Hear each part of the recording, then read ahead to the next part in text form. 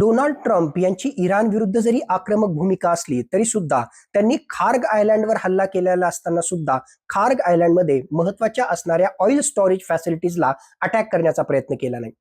त्यांनी खार्ग आयलँडवर हल्ला केला आणि त्यानंतर इराणला सरळ सरळ धमकी दिली की आम्ही हेतुपुरस्सरपणे खार्ग आयलँडच्या ऑइल इन्फ्रास्ट्रक्चर फॅसिलिटीजला हात लावला नाही, पण जर स्ट्रेट ऑफ हॉर्मुझला चोक करण्याचा निर्णय इराणनं घेतला आणि तशा प्रकारची कृती केली तर आम्ही खार्ग आयलँडमधल्या या ऑइल इन्फ्रास्ट्रक्चर फॅसिलिटीजला सुद्धा उद्ध्वस्त करू.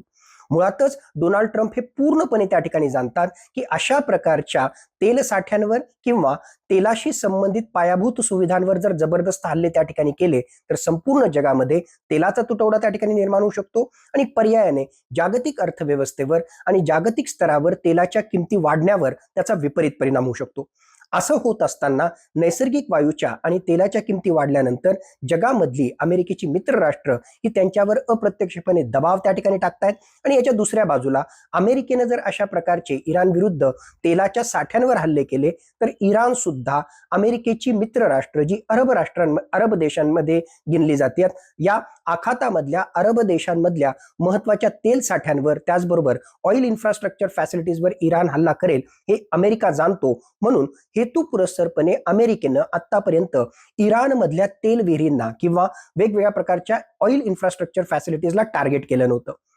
इस्रायलनं साऊथ पार्स गॅस फॅसिलिटीवर हल्ला केला म्हणजेच जगामधल्या सर्वात मोठ्या अशा प्रकारच्या नैसर्गिक वायूच्या साठ्यावरच हल्ला करण्याचा प्रयत्न अमेरिकेचा मित्र इस्रायलनं केलं आणि याच्यानंतर इराण सुद्धा रिव्हेंज वॉरच्या पार्टमध्ये अरब देशांमधल्या वेगवेगळ्या प्रकारच्या तेल साठ्यांवर हल्ला करू शकतो आणि त्याच्या माध्यमातून संपूर्ण जगामधला ऑइल क्रायसिस हा भडकू शकतो हे डोनाल्ड ट्रम्प त्या ठिकाणी जाणतात. म्हणूनच त्यांनी त्यांच्या एका संदेशाच्या माध्यमातून ट्रूथ सोशल फोरममध्ये सरळ सरळ एक प्रकारे अप्रत्यक्षपणे माफी मागण्याचाच प्रयत्न केलेला आहे आणि त्यांनी असं त्या ठिकाणी सांगितलं की इराणवर केलेला हल्ला हा त्यांच्या माहितीतला त्या ठिकाणी नव्हता, एक प्रकारे इस्रायलकडून ती चूक त्या ठिकाणी झालेली आहे आणि त्याच्यामुळे इराणनं सुद्धा त्याला रिस्पॉन्ड त्या ठिकाणी करू नये. पण इराणनं जर अरब राष्ट्रांमधल्या या ऑइल स्ट्रक्चरवर जर हल्ला केला तर अमेरिका सुद्धा येणाऱ्या काळामध्ये इराणमधल्या अशा प्रकारच्या तेल विहिरींवर आणि तेलाच्या साठ्यावर हल्ला करेल. म्हणजेच डोनाल्ड ट्रम्प ही एकूण तेलाच्या साठ्याची आज घडीला काय किंमत आहे किंवा त्याचं काय महत्व आहे हे पूर्णपणे जाणतात.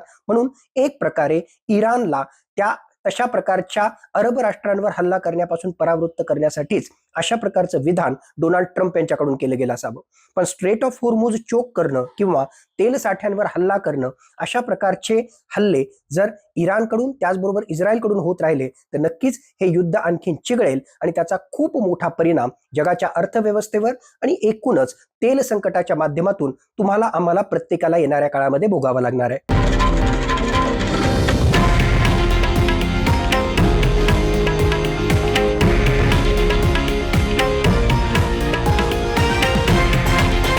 हे आहे देशातील नंबर 1 न्यूज नेटवर्क आणि आपण पाहत आहात TV9 मराठी, एकमेव.